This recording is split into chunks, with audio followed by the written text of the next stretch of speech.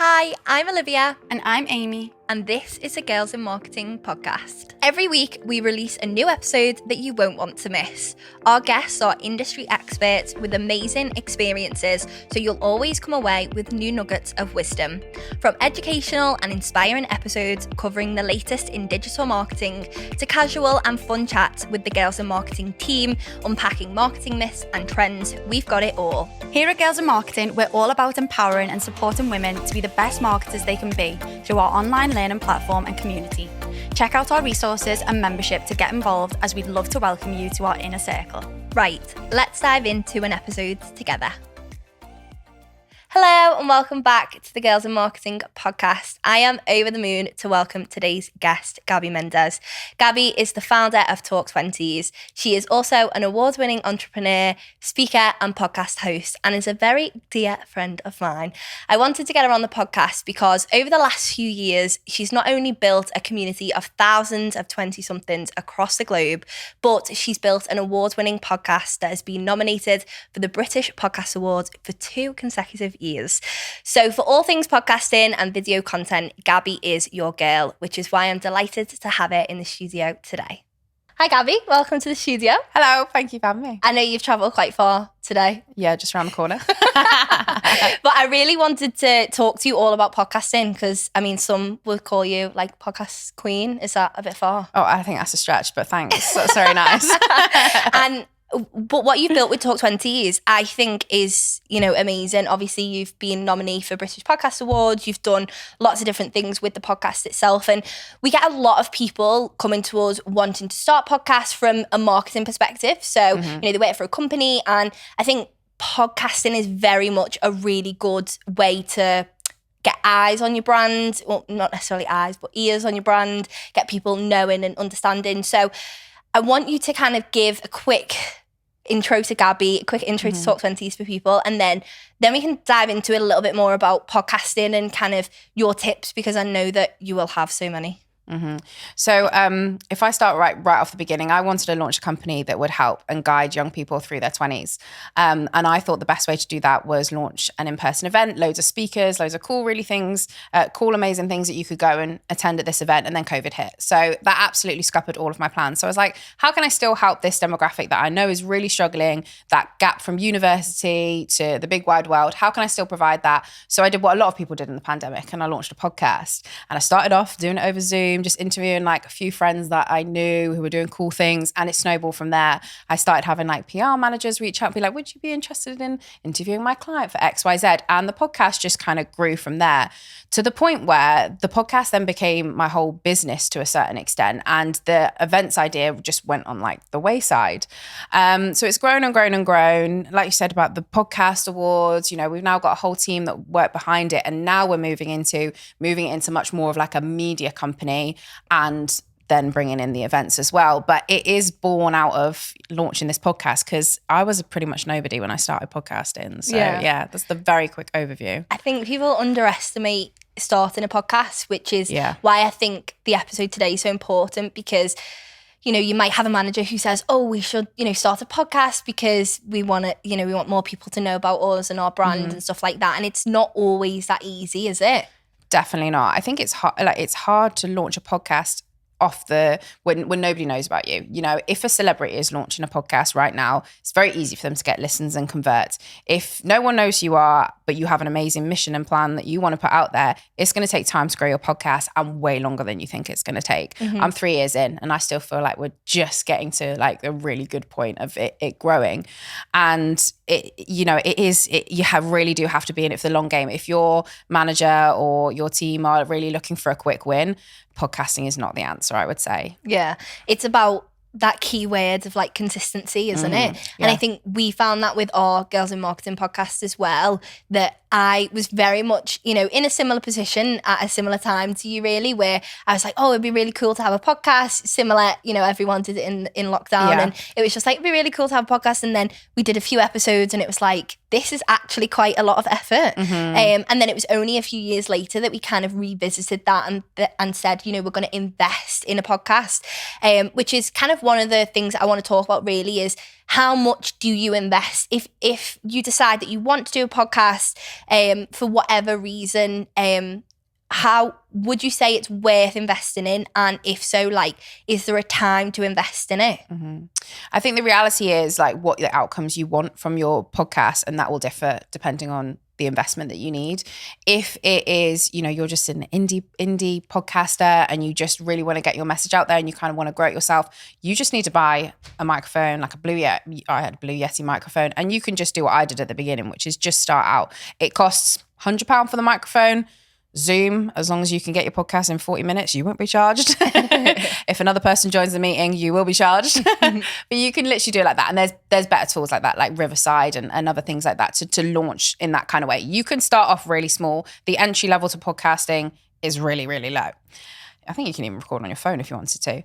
But if you seriously want that to be a huge part of your business, there's literally no end to where that can go. So we invest thousands in obviously the production of our podcast, the team that are behind it, the set, the guest travel. Our podcast is based in Liverpool, just like yours. So a lot of our guests come from London. So that's £100 train usually to the Northwest every single time. But it's the whole experience that we put on for them as well to make sure that they feel comfortable. They're usually quite like vulnerable and honest and open on their podcast. So it's about really setting the scene. There is so much more to it than just turn on a microphone and hit record, but people do just think it is that. And it's really easy because it looks easy from the outside in. Yeah. But yeah. I think when we first started our podcast, it's similar, it was kind of via online. I can't remember what tool we used. And then I kind of got over ambitious, which I think I've spoken to quite a few people in our Girls in Marketing community who've been tasked to create a podcast, and they kind of think we'll make our own studio.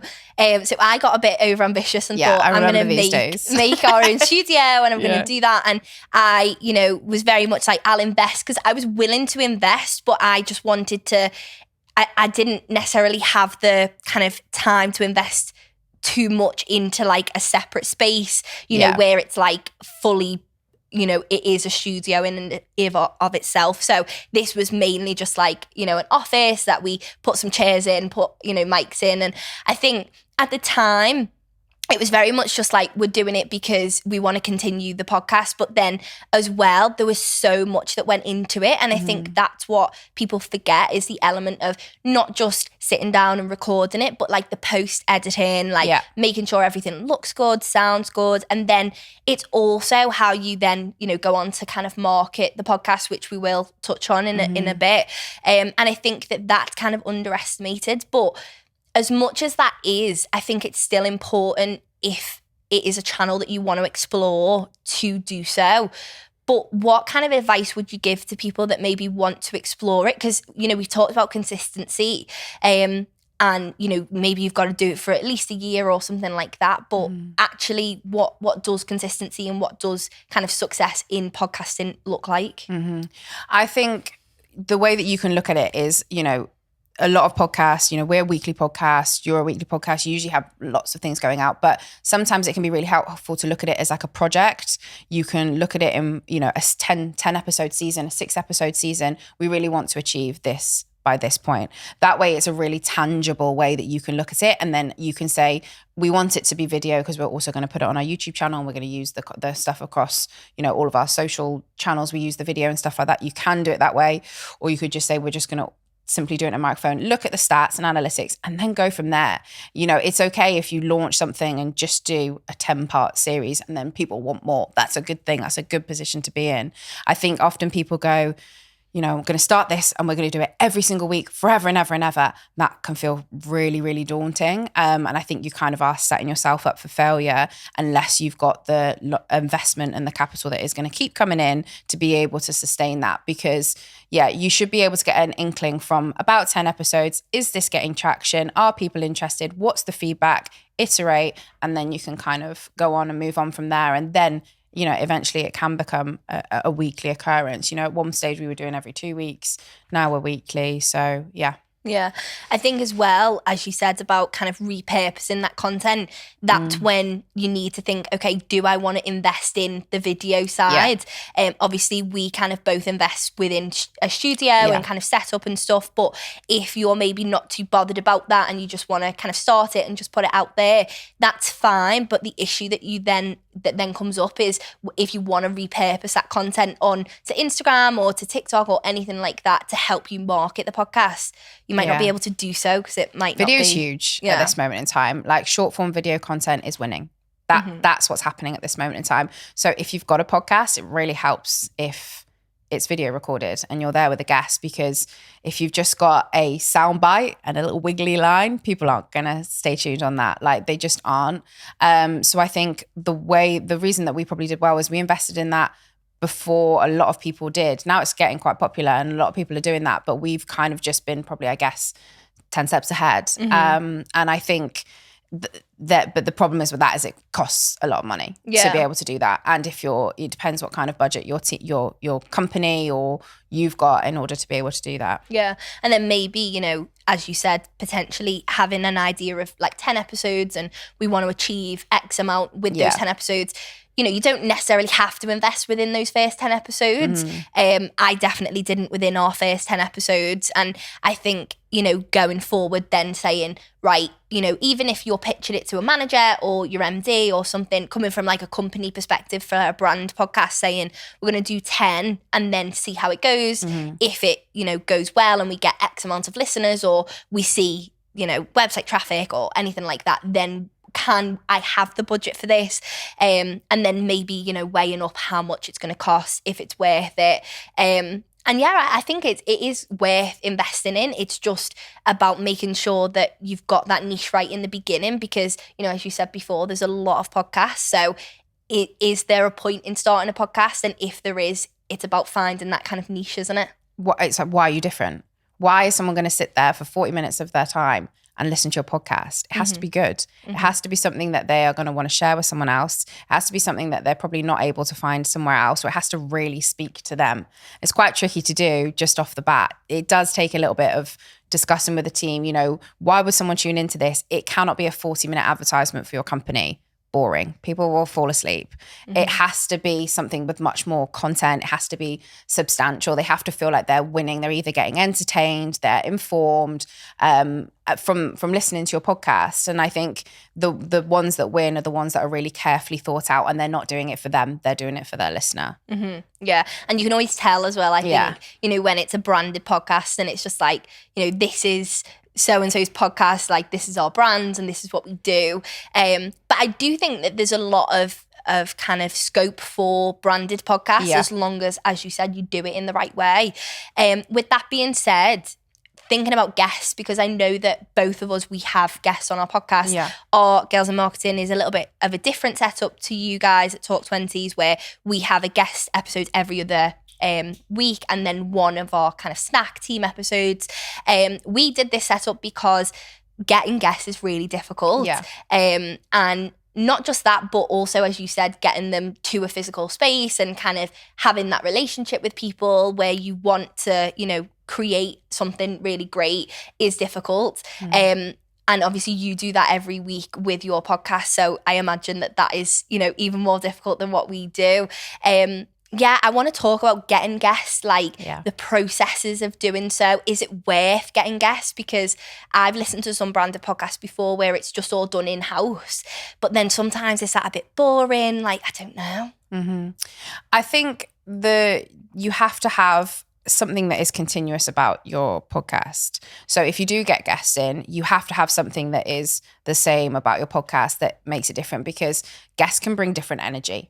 Someone can walk in and they could be like la la la la on the microphone, and some could come in and they could just be a little bit like this. And I feel like as a host, I'm sometimes a bit of a chameleon. Like I have to kind of fit into their kind of vibe, but I also have to remember that we have regular listeners that tune into every single episode, no matter who the guest is, and that they need to not feel like we're all over the place. And we've not always got that right. And so I think the whole process of us, how we work with our guests, basically avoids any of those issues happening. So once, we get loads of pitches for guests. We're so lucky that we get, lots of PR agencies and stuff like that who will say, this person is launching this company and they'd love to come on and talk about it. This influencer or celebrity wants to talk about this issue. Can they do it on your platform? And, that's amazing.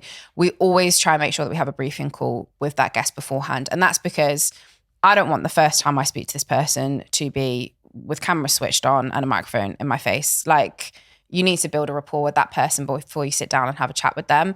That makes for a better episode every single time. And the ones that we don't have that rapport, you can tell. You can just tell. There's just a vibe about it. So we always do that. We always have a briefing call. We make sure their transport or whatever they need is covered. And we build a really close relationship with them. We quite often on that briefing call, we'll explain the whole vision for Talk 20s, why we do what we do, why the podcast is so important, and what the opportunity is for them to join the platform, what they're essentially coming on to talk about. And it's funny because when they sit down in the chair, it's like they're naturally talking about all the things that is so important to our vision that it then slots into the rest of the conversation. They're like this and this and this, because we're all talking about a topic that we all care passionately about, which is nobody's got it all figured out in adult life, and it's hard.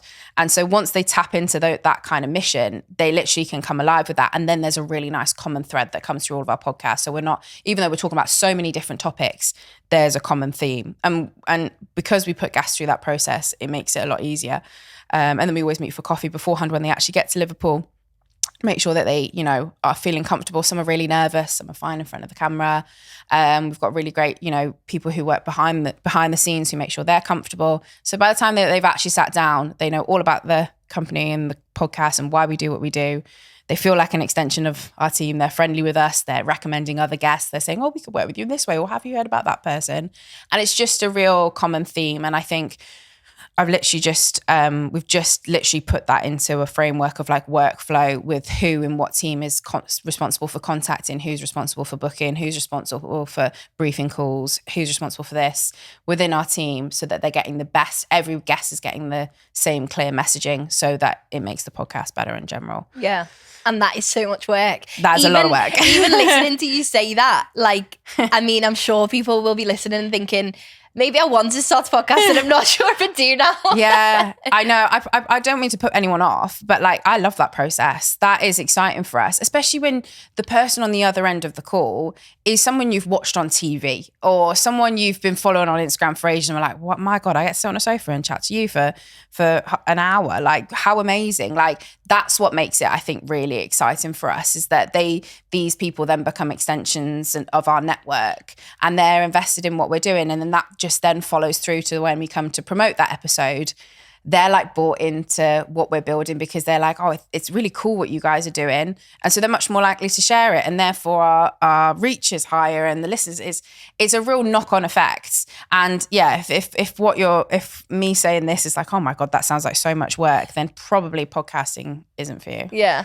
And I think as well though, it's not just about that, is it? It is a lot of work, but it's the rewards that come with that afterwards. And what you just said then about networking is so interesting, because I also see our podcast as a way to network with people. Mm-hmm. And it's kind of like, as much as you may be tasked by a manager or maybe you individually want to start a podcast, people often think, oh, it's for brand awareness or something like that. And they think, oh, we can't really get anything from this. We're not going to financially see a ROI. We're not going to get any sales or leads or anything like that. And maybe you won't, you might, but you might not necessarily. But what's really great is you're building a network there of guests, of people who are involved in the podcast and everything like that. We've seen some great people get involved with our podcast who've then gone on to, do workshops within our membership and all that sort of thing. And it's really great to build that network. And people think networking often is just LinkedIn and you connecting with people, but I think that in person, that real life connection is really nice. And the fact that, you take your guests for coffee and you have, a call with them, it really shows that you care about them, which I think makes them really comfortable. And then it makes that conversation in the podcast interesting. Mm-hmm. Yeah. Definitely. And I think you can tell when those things aren't happening. And I've been guests on other people's podcasts where it's just rock up at this time and there's a couple of bullet points that we're going to chat about. And if you have no prior relationship with that person, that beginning of that podcast is dry. Yeah. It just doesn't go very well. And Yeah. you can literally see that can be a real issue. Yeah. But yeah. So talking a bit about then kind of building listenership then, because obviously if people are out there and they want to start a podcast and they've got to this point and they're not put off yet, Well done, guys. then, how do you actually build a listenership? Well, one of the biggest things is marketing, isn't it? And I know that you always say you don't identify as a marketer, but you do a lot of marketing within the business. Yeah. So I want to talk about marketing within kind of the podcasting space. So I know you in particular with Talk Twenties do a lot of kind of clips and stuff like that on TikTok and Instagram and stuff. What's kind of the process behind that? Like, why did you start doing it? Have you seen much success from kind of creating that short form video content? Yeah, our biggest strategy for moving forwards is getting really good at short form video content. So people see our clips and they're like, I think, there's that rule that like people have to see what you post on social media, or have to see your brand like 9 times before they're actually going to buy anything from you. Think the same thing about listening to a podcast. If you're just putting up one post per episode, that's a waveform, that's just a wiggly line and a bit of caption, and you never post anything else about the episode, you can bet that you're going to get 5 listeners to that episode. If you're lucky, one will be your mum, one will be your gran, etc., etc. Like you're just not going to get people who are tuning in. They need to see it like repeated. So we brand our podcast, our clips in a certain kind of way so that it's Talk 20s. Our microphones are huge, like that's our podcast cover. So you like, that is Talk 20s. We see it everywhere. We see it across TikTok. And we think about those clips just like we think about being content creators. So we think about what's a 3-second hook that you've got at the beginning of that, so that people are wanting to listen into that whole clip and then they go, my God, this sounds like a really good episode. I'm going to go listen to the whole thing. Then obviously you need to have a really good setup for then how you navigate people off a social media platform, which is a whole nother story, and then onto the platforms where they're going to then consume that content. So we post on YouTube, obviously Apple Podcasts, Spotify, and all the others.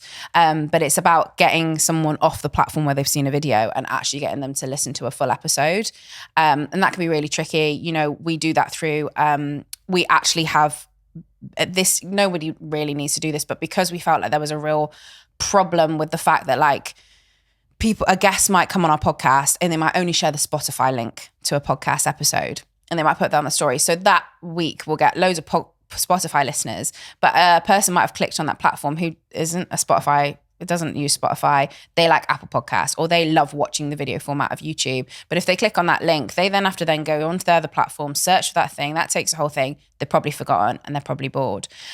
So we actually built a website ourselves, which is still iterating, still like making improvements, but you click on that page and it's the guest information about the episode, it's the YouTube clip embedded in the website, it's the Spotify thing embedded, and it's the Apple Podcast thing embedded, and you can literally get access to whatever you want from that episode from our website.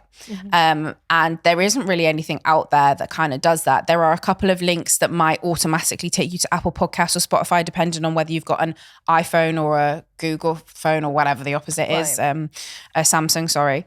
But it's really hard to get someone off social. If social media is your main strategy for podcast promotion, it's really hard to then get them off that platform and then convert them into listeners. Once they're a subscriber, great, because they've then got a notification probably when your next episode comes out. They get a reminder to be like, the next episode of Talk 20s is out now.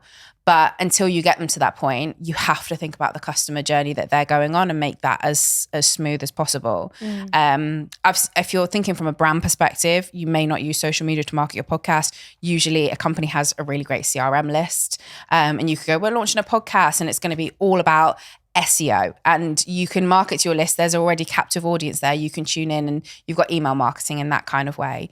But yeah, there's so many different ways you can market a podcast, and it really does depend on the business that you're coming from. Yeah, I think Spotify and Apple Podcasts both have, and obviously YouTube, you can kind of follow or subscribe to it. So I think in that aspect, you kind of want to get that to your listeners. You want to say to them, follow us or subscribe or whatever, because that's the ultimate, isn't it? To have them like notifications on and them seeing what you're doing all of the time. I know that Apple Podcasts in particular is really good for like notifying people of podcasts, because I always get one every Wednesday for Girls in Marketing podcast, because I am subscribed on Apple Podcasts. Do you get a Talk 20s one? Yeah. Do you? No, are you subscribed? Crime. I feel like exposed. I actually watch Talk 20s on YouTube. Oh, there we go. Because I prefer watching. I feel like I hate for Girls Marketing, I do listen to it after it goes out, but I hate it because I don't want to watch myself. So I did it on Apple Podcasts. Yeah. And then I actually physically watch Talk 20s on YouTube. So there you go. And I am subscribed. So there you go. But that is really interesting that you're saying that, because I know that a few of the clips that you've done for your guests for podcast episodes have gone viral. So you obviously recently did you did podcast episodes with Hannah Lowther, and that went viral. And then you've had some other ones in the past as well. Have you from that then seen like an increase in listeners?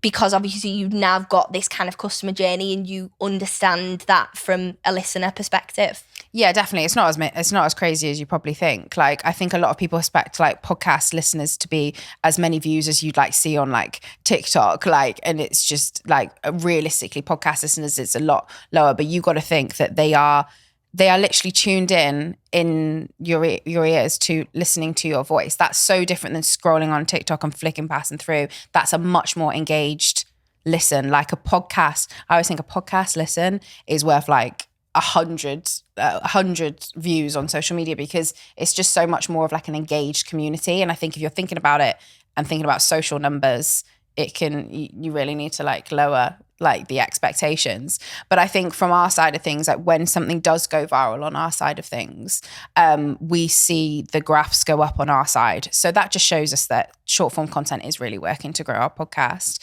And yeah, like it's amazing, especially when obviously guests and that share it too. So yeah.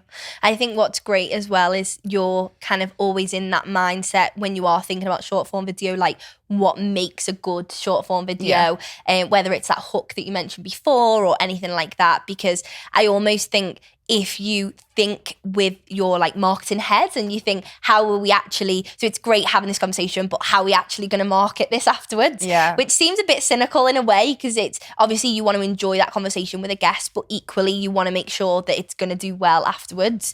And I think what is also great now is you obviously mentioned before about converting people. And I know we were chatting about this recently, a few weeks ago maybe, but Spotify hopefully soon are releasing a bit like a TikTok style feed, where essentially you can upload short form video to Spotify itself, which I just think will, as a podcaster, will be a game changer. For us, that's going to be like the holy grail. I cannot wait. When Spotify launched that, we are ready. Come on. We're ready. Bring it on. Bring it on.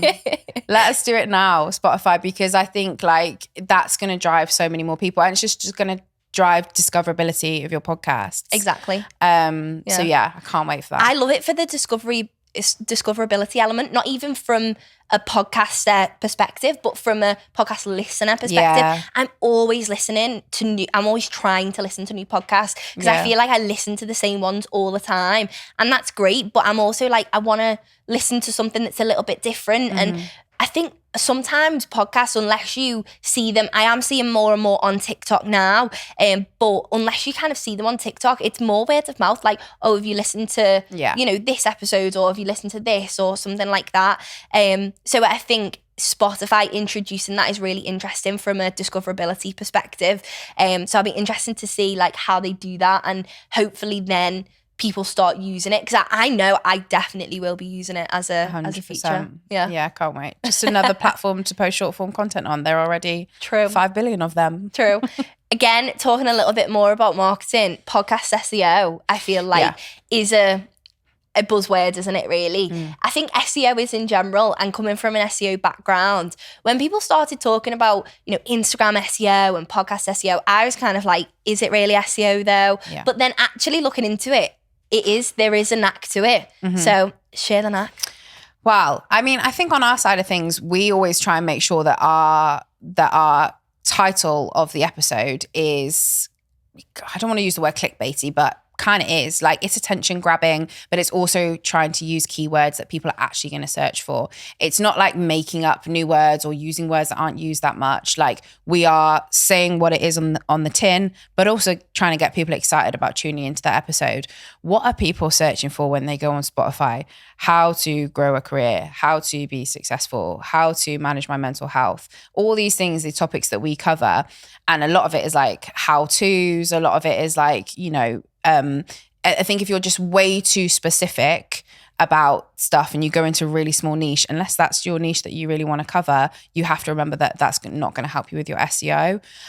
So we use the marketing company, Ahrefs, is that a thing? Right, okay, yeah. Yeah, people are in the marketing industry going to be like, oh my God, how does she not know what that is? But those kind of search terms, and just generally Google, we'll type in like how, you know, what we think we're going to call the episode or what that is with that guest. And we'll look for what that person is searching for when they look for that guest or other things, topics that we haven't covered. And we will actually put that stuff into Google or what I just said, refs. Like a keywords planner kind of thing. And we search it up with that, and we're like, okay, a lot of people are searching for this. There's a higher chance that we'll get some people through just SEO alone because they're actually searching for this content. Our best episode was never recorded in a studio. It was recorded over Zoom. It's about 30 minutes long. It's with a person I no longer speak to, but she must get so many like business stuff through it. It was recorded back in 2020, still gets about, like 100 downloads a month still, which is for a podcast that was years and years and years back. Like, that's crazy. And it's obviously clearly got great SEO. It's like how to buy your first home, first time buyer guide.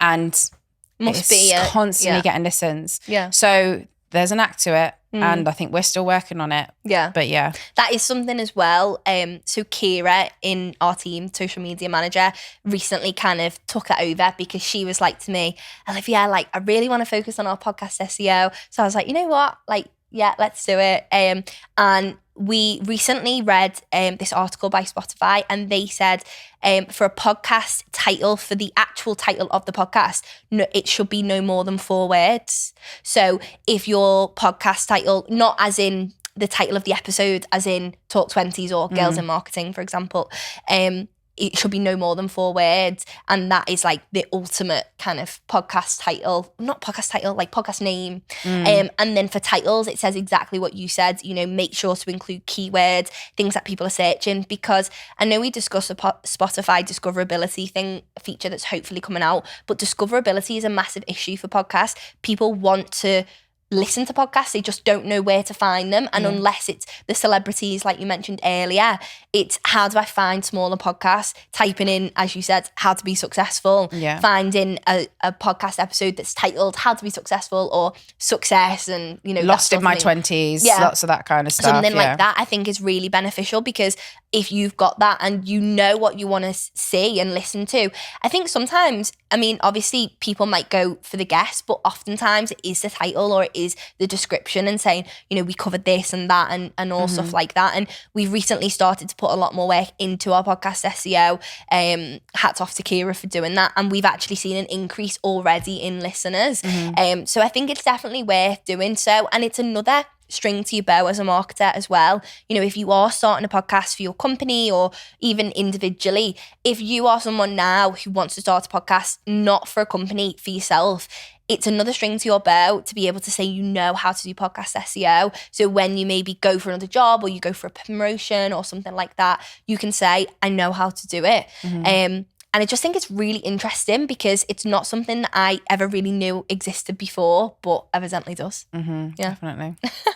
So it was great having you on today. Absolutely loved chatting with you.